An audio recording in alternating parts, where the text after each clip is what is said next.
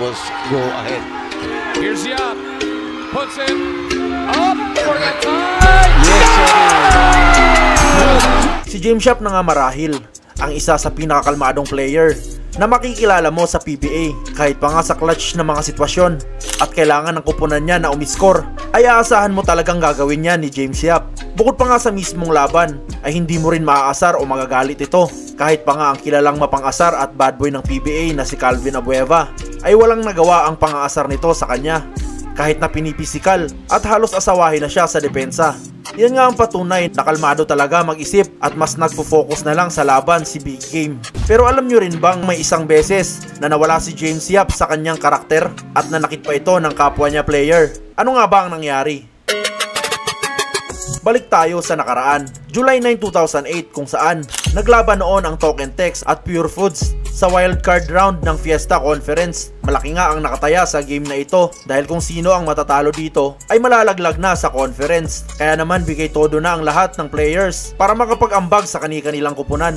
At syempre, normal nang magkaroon ng kaunting kiskisan at pikunan dahil sa init ng laban. At yan na nga mismo ang nangyari kina Pure Foods big man Jondan Salvador at Terence Leather na import ng TNT. Matapos kasi ang normal sanang post-up play lamang ni Salvador ay nauwi pa ito sa girian ng dalawa. Nagkatitigan at maya-maya pa nga ay batuhan na ng bola ang nangyari. Pero hindi yan ang naging dahilan ng gulo, kundi ang simpleng super kick ni James Yap sa nakatalikod na si Leather. Tumama nga ang sipa ni James Yap sa binti ng import na sobrang ikinagalit nito. Kaya naman sinubukan niya itong habulin, ngunit mabilis tumakbo si James Yap at dahil na rin yan sa pagpigil sa kanya ng sentro nilang si Alipik.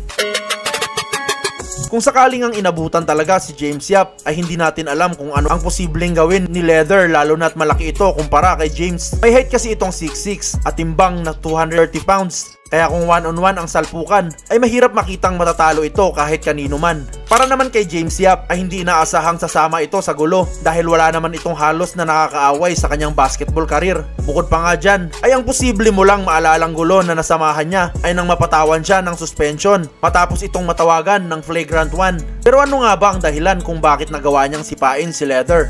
Ayon nga mismo kay James Yap, sa tingin niya daw ay gusto na lang manakit ng import at hindi na nga basketball ang nilalaro nito at parang may ibang tama pa. Rumesbak nga daw siya sa kanyang teammate para mawala dito ang atensyon ni Leather. Kung usapang suntukan nga lang daw ay hindi naman aatras si James Yap, pero dahil sa presensya nga ng dambuhalang si Alipik ay mas napili niya na lang na tumakbo.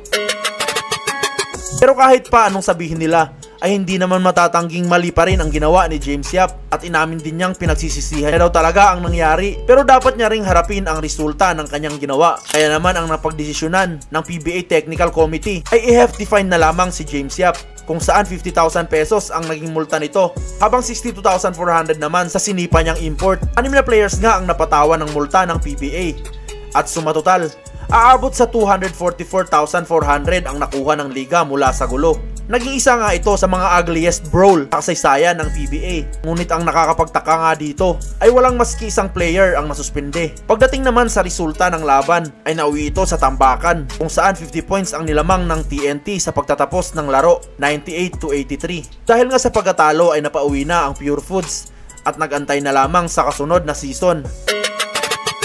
Sa kaso ni James Yap ay hindi ito nagpa-apekto sa nangyari at hindi hinayaang dumikit sa kanya ang stigma bilang malapit sa gulo. Bumawi nga ito sa 2009-2010 season kung saan hinirang ito bilang MVP at pinangunahan pa ang kanyang kupunan sa pagsungkit ng kampyonato sa All Filipino Cup. Wala na nga rin halos itong nasamahang gulo hanggang sa pagtatapos ng kanyang basketball career. Bagamat kung babalikan natin, ay nagkamali talaga si James Yap sa kanyang ginawa. Sa pagdaan naman ng panahon, ay pinatunayan itong hindi siya dapat husgahan sa isang pagkakamali lamang. Umawi naman ito sa pamamagitan ng pag-iwas sa gulo at syempre, ang napakagandang performance sa loob at labas ng court. Kaya nga kapag iniisip natin ang isang James Yap, ang ating makikita ay isang legend na binuo ang kanyang karera sa pagiging humble at cold-blooded scorer.